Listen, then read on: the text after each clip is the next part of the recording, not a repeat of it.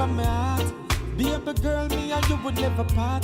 Tell me say you have me in a comfort zone. Every time you leave me, then you come back home. Baby, and no games me a play.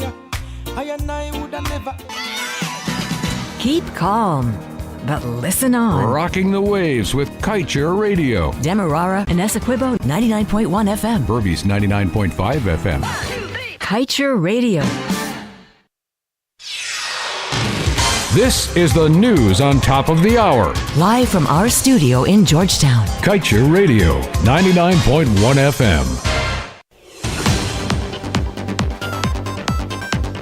I am Sharon Mortley with the main newscast for Friday, September 12th.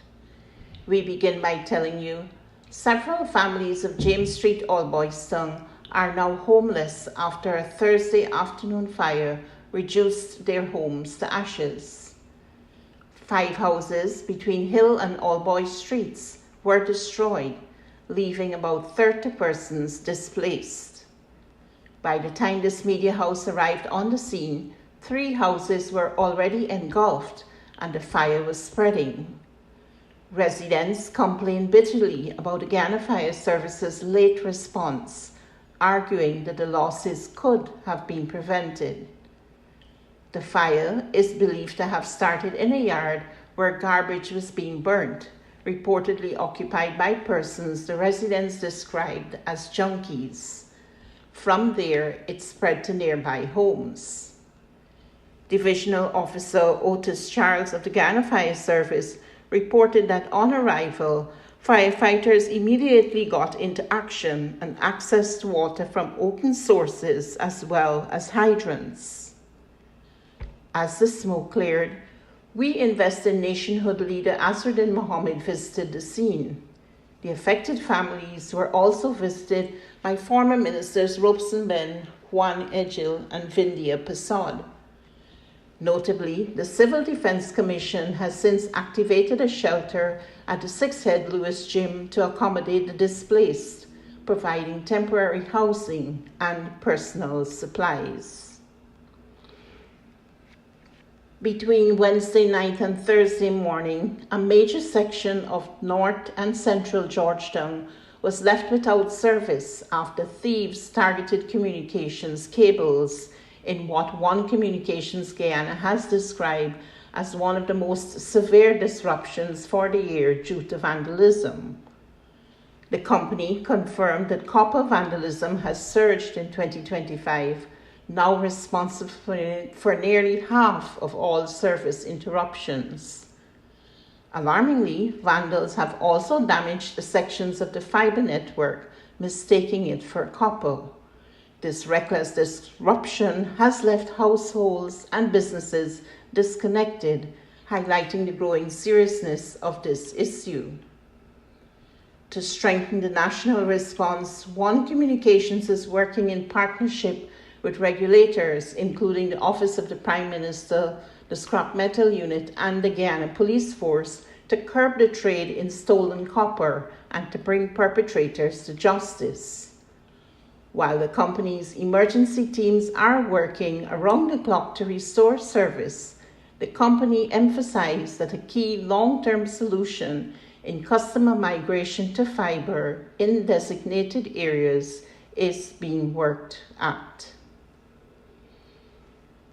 The Office of the Prime Minister has extended the deadline for requests for pre-qualification for its project, the construction of a national natural gas liquids storage and offloading facility and pipeline as part of the Gas to Energy project. The bids for the project were expected to be submitted on September 30th, but according to the amended request for pre-qualification, firms now have until October 21st to submit their bids to the National Procurement and Tender Administration Board office. In its tender notice, the office stated that these facilities are required by the Government of Guyana to enhance the capacity of safe storage, efficient operations, marine offloading capabilities, and effective distribution and marketing of natural gas, both domestically and internationally. Dutch marine service provider Smith Lam Nauco has announced that it has been awarded a significant multi-year contract by ExxonMobil Guyana Limited to provide offshore terminal support services for operations in the Stabroek Block. The company disclosed that the agreement includes the provision of 4 new-build terminal support vessels dedicated to Exxon's floating production, storage, and offloading operations, approximately 110 nautical miles off Guyana's coast.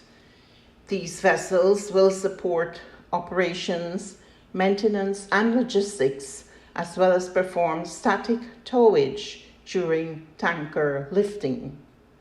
The first vessel is scheduled for delivery in early 2028, with subsequent vessels arriving quarterly thereafter.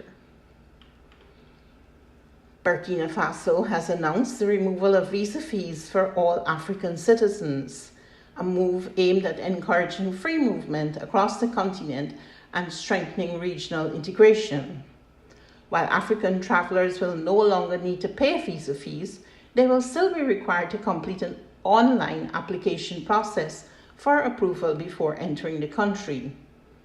With this policy, Burkina Faso joins other African states, including Ghana, Rwanda, and Kenya, in easing travel restrictions to promote inter-African mobility and cooperation.